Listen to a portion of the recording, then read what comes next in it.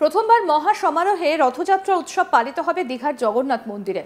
তবে মন্দির খুলতে না খুলতেই বন্ধ করে দেওয়া হচ্ছে দীঘার জগন্নাথ মন্দির।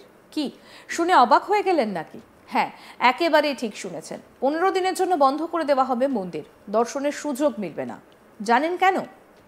কেন বন্ধ থাকবে জগন্নাথ দর্শন, সেই বিষয়ে আপনাদের জানাই। আসলে মঙ্গলবার রাত থেকেই শুরু হচ্ছে জগন্নাথ দেবের স্নান যাত্রার শুভ মুহূর্ত। চলবে বুধবার অর্থাৎ 11 জুন দুপুর পর্যন্ত।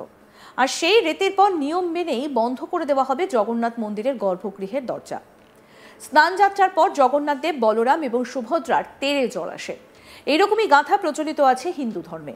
ফলে অসুস্থ হয়ে পড়ার এই সময়টা অন্তরালেই থাকেন 3 দেবতা। বিগ্রহগুলো দর্শন করতে দেওয়া হয় না কাউকেই। অনেকটা কোভিড কালের কোয়ারেন্টাইন পর্বের মতো। জ্বর সারিয়ে ফের জগন্নাথ দেব স্বমহিমায় দর্শন দেন।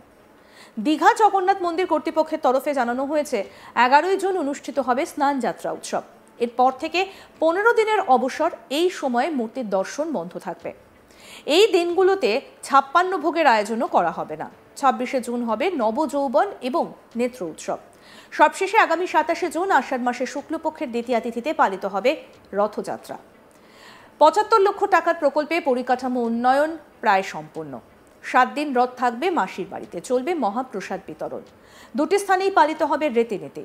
মাসির বাড়িতে যাবে রথের নিম কাঠের মূর্তি, আর মূল মন্দিরেই থাকবে পাথরের বিগ্রহ। রথের দড়ি টেনে ভক্তিরস উপভোগ করতে প্রস্তুত দীঘা।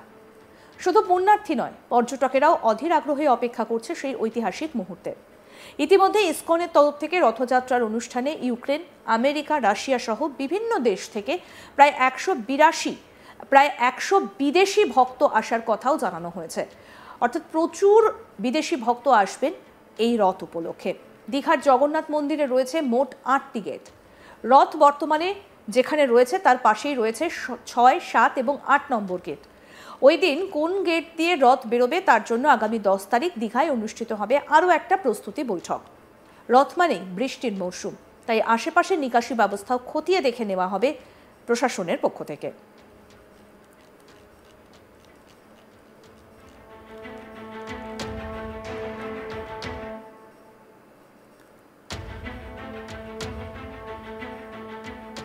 আমাদের প্রতিনিধি চন্দন সেনাপতি কি প্রতিবেদন তুলে ধরলেন, দেখবো এবার।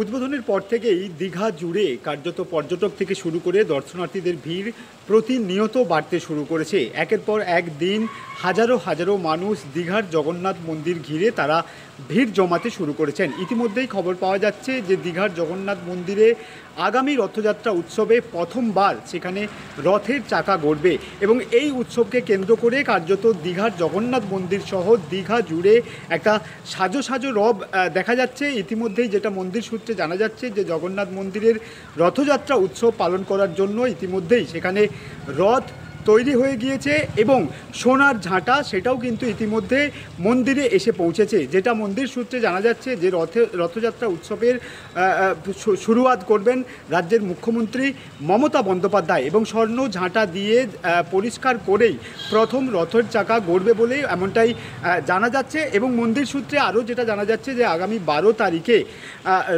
স্নানযাত্রা উৎসব, জগন্নাথ দেবের স্নানযাত্রা উৎসব পালন করা হবে এবং এই 12 তারিখের পর জগন্নাথ দেবের দর্শন পুরোপুরি বন্ধ থাকবে আগামী 15 দিনের জন্য। অর্থাৎ 15 দিন জগন্নাথ মন্দিরের গেট সেটা কিন্তু বন্ধ থাকবে, এমনটাই মন্দির সূত্রে জানা যাচ্ছে। এবং রথযাত্রা উৎসবকে কেন্দ্র করে জগন্নাথ মন্দির সহ দীঘা জুড়ে একটা সাজো সাজো রব কিন্তু লক্ষ্য করা যাচ্ছে। প্রথমবার দীঘার বুকে জগন্নাথ দেবের রথের চাকা ঘুরবে, সেটা কার্যতই একটা আকর্ষণীয় বলেই কিন্তু এই জেলার মানুষ সহ মন্দির কর্তৃপক্ষ তারা দাবি করছে।